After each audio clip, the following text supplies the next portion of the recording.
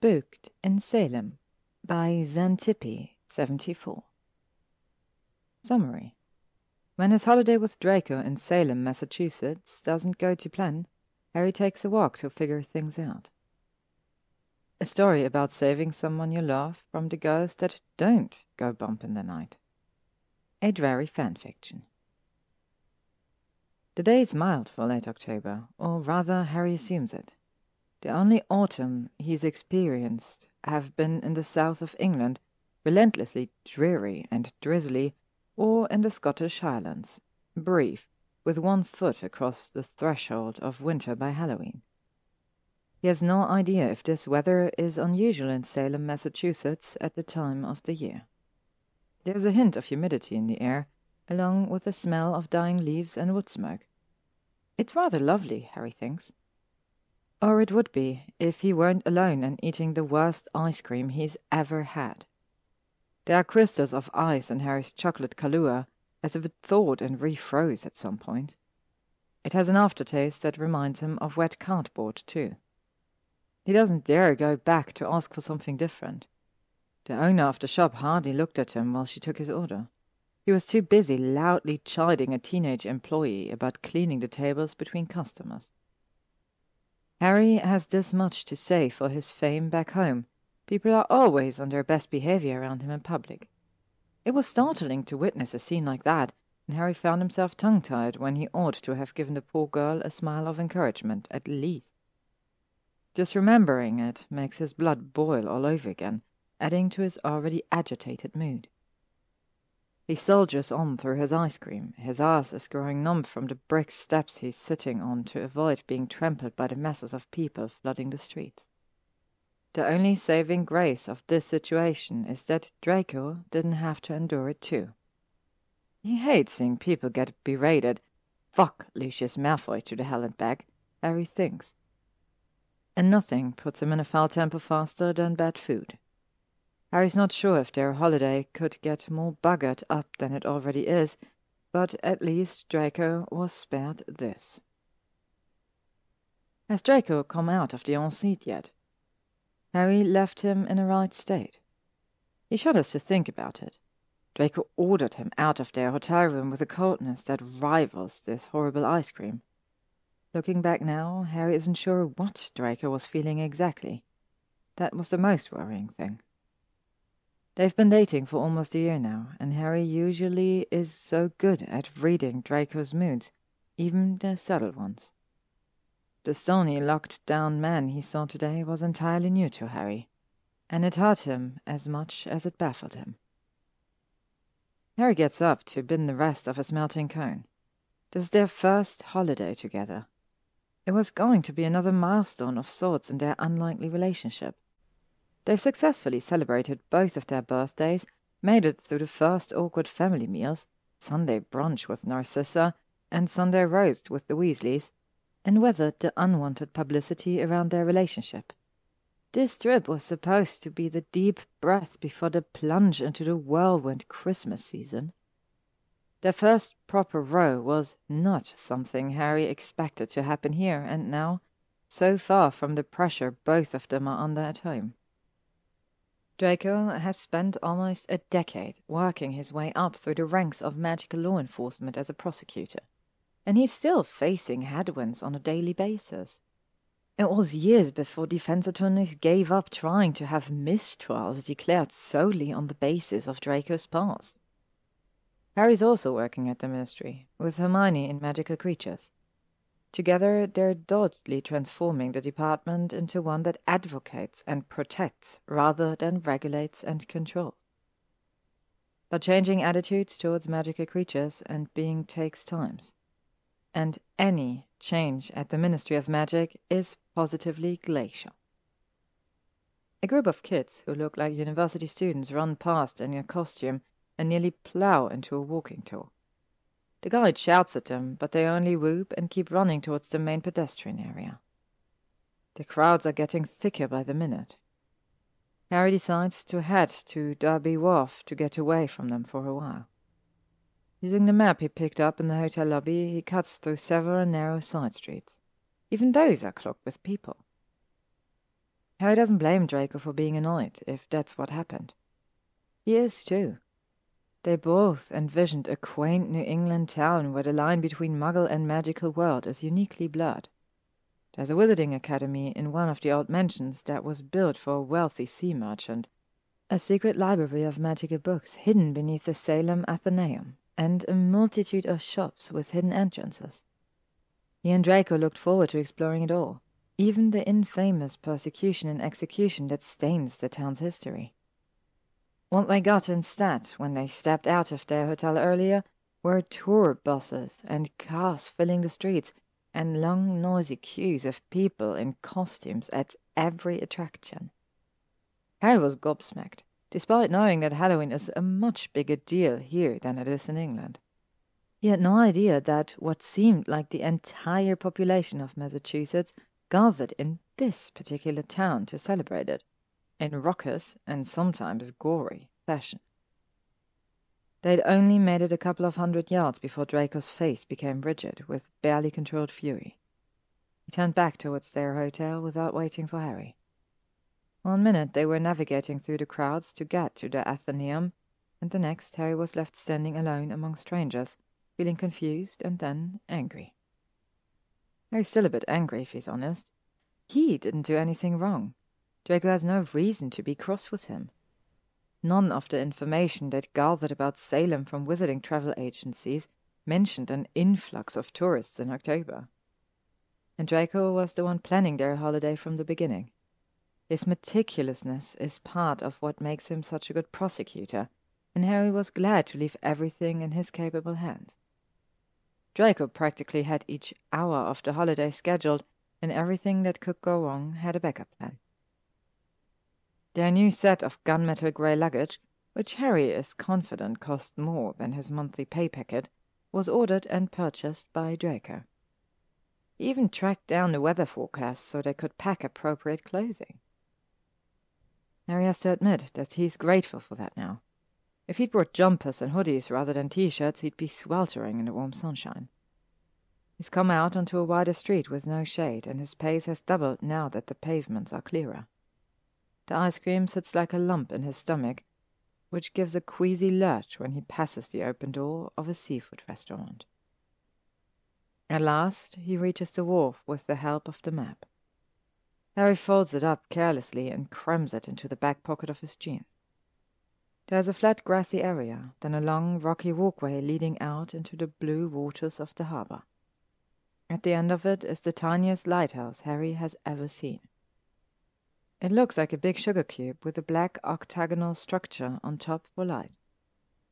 The throng is sparser here, and most of them are families resting on the grass or picking up stones and broken shells at the water's edge. Maybe they needed a break from the chaos too. Harry's feet crunch over the gravel as he walks towards the lighthouse. If he had to guess from the way the water laps at the sides of the wharf, he'd said the tide was nearly at its full height. The sea air smells wonderful, and there's a lovely breeze drying the thin film of sweat on Harry's face and neck. After circling the lighthouse, he finds a quiet spot to sit on one of the blocks of stone that forms the sides on the wharf. Despite the view before him, his mind immediately returns to Draco. By the time Harry had caught up with him at the hotel, Draco was already lying face down on the bed, breathing as heavily as if he'd run up 3 flights of stairs to their room instead of taking the lift. "What the fuck is wrong with you?" Harry demanded, standing at the foot of the bed. "Why did you just leave me out there?" Draco didn't reply. Instead, he twisted himself upright and sat on the edge of the bed with his back to Harry. After a minute, he shook his head, then stood and began to walk towards the ensuite. "Look, I need you to communicate with me, Draco. Just tell me what's wrong." He pauses in the doorway, still avoiding Harry's eyes. "It's ruined. The whole trip is ruined. Don't be stupid. Of course it isn't ruined. It's more crowded than we thought it would be, that's all. I'm not going back out there. We can't hide in the hotel room for the next 3 days after coming all this way. I'm going to take a bath.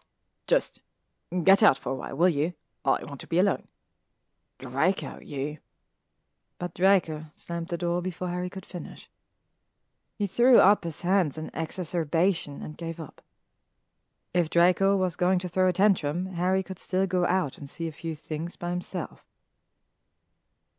As he was pulling the door closed behind him, he barely registered Draco's muffled voice calling over the sound of the running tap. Don't call me stupid. Just because I fucked up doesn't mean I'm stupid, Harry. Harry curls forward and rests his elbows on his knees. He watches the water move gently beneath his dangling feet. Draco thinks he fucked up. He was cross with himself, and he probably thinks that Harry's cross with him too. Merlin, why did he have to shout at Draco like that? Harry's instincts tell him that there is more to this than Draco's letting on. He's never reacted this way to something upsetting their plans. Harry thinks back on their dates over the past year and realizes that Draco always insists on avoiding a crush of people. They get early dinner reservations. They listen to Quidditch games at home, even though Harry can get tickets any time from Ginny or Oliver. And they steer clear of Diagon completely on the weekends. Harry assumed that Draco didn't like the attention they drew when appearing in public together. What if he's afraid of crowds? Harry feels like the worst boyfriend ever for not noticing before. And to make matters worse, he left Draco alone in the hotel when he might have been having an anxiety attack or something. He's probably up to his chin in tepid bathwater, feeling miserable and ill. Or maybe he's tearing his perfect itinerary to pieces and throwing it into the bin. Well, Harry's going to set him straight on a few things. He's going to fix this so that they can still salvage the rest of their holiday. They've been together long enough that Harry knows what Draco likes and the sort of places he enjoys. Harry gets to his feet and takes one last look at the glinting harbour. He'll just make a quick detour on his way back to the hotel. A peace offering is definitely in order, and he saw just the thing. Draco's curled up in the armchair by the window with a book when Harry returns to the hotel. He takes a moment to admire the way the sunlight illuminates Draco's pale hair. It makes him look soft and touchable, despite the sour look he briefly casts at Harry when he sees him come in. How's the book? Harry asks lightly after he closes the door behind him. Fine. Did you get to the terrible shipwreck yet? Draco huffs, but doesn't look up. There isn't going to be a shipwreck, and Mr. Rochester isn't a werewolf either. You don't have to keep throwing me ridiculous red herrings just because you accidentally gave away the ending of my book. Maybe the wife in the attic was a fake thing, and the others are true. Harry steps halfway across the plush carpet, as cautiously as he would approach an agitated hippogriff. You don't know yet. Maybe I asked Granger about it before we left England, and she told me you made those things up. Oh, Harry says, caught off guard. You did. Draco finally looks up so he can roll his eyes at Harry. No, of course not. It would be embarrassing if she thought I fell for your clumsy ruse, and I didn't want to give her the satisfaction of knowing I was reading Jane Eyre after the lecture she gave me about broadening my horizons. I got the same lecture when she gave me the book. Harry points out with a chuckle. For entirely different reasons. True. Harry shuffles closer and sits on the edge of the bed, closest to Draco, since he seems to be thawing a bit. He's staring at his knees now rather than his books or Harry. He looks more vulnerable than Harry has ever seen him, wedged as he is into the armchair like a child. Harry badly wants to reach for him. God, if he hasn't fucked this up, Harry swears to himself that he'll be more patient, more understanding from now on. What's in the bag? Draco murmurs with a sidelong glance at Harry's hands. Harry looks down at the paper bag that he forgot he was holding. Ah, it's a chocolate croissant. For you. I passed the bakery on the way back from the wharf. Thought you might like something sweet. With a skeptical frown, Draco says, After the deplorable hotel dinners that we were subjected to this morning, I'll keep my expectations low. American croissants, indeed. Despite his disdain, Draco takes the bag when Harry holds it out to him and unfolds the top. He sniffs, then makes an interested hum. Harry finds himself leaning forward. He never admitted, lest he make Draco self-conscious, but Harry finds the way he examines his food absurdly charming. Early in their relationship, when most of their dates were in restaurants of Harry's choosing, a test, he's certain, those little hums and scrunched-up noses were part of Harry's undoing. Draco pulls the croissant from the bag so he can look at it from all sides. The smell of it, even a few feet away, hits Harry's nose with the rich aromas of butter and chocolate. The crisp golden brown outer layer crackles faintly within the gentle grip of Draco's fingertips. He bites his lower lip as if he's trying to resist. Harry watches him waver with his bated breath. Finally, Draco takes a bite from one pointed end of the croissant. He chews twice, closes his eyes, and moans one of the filthiest moans Harry has ever heard him make. And Harry has been treated to many. Not even the beef Wellington on their third date, which cost Harry more galleons than he ever thought he'd spend on a meal, elicited a response like this. He wisely holds his tongue and waits for Draco to finish his first mouthful. But Draco eagerly takes another bite before Harry can ask for his verdict, this time leaning an elbow on the arm of the chair to support himself in his rapturous state. Harry refrains from laughing aloud in triumph. Stays perched on the edge of the bed and endures another moan, rubbing his clammy palms on the thighs of his jeans to stop himself from jumping up to kiss every inch of Draco's face. "Good?" he asks when Draco pauses for a moment to pull a paper serviette from the bottom of the bag. Harry gets an enthusiastic nod. "They have lots of other pastries too, all kind of croissants and danishes, and things I've never heard of before. If you like, I can get some in the morning before we check out. They said they have the best selection first thing in the morning." Draco stops eating again. "Check out? We're supposed to have 3 more nights here."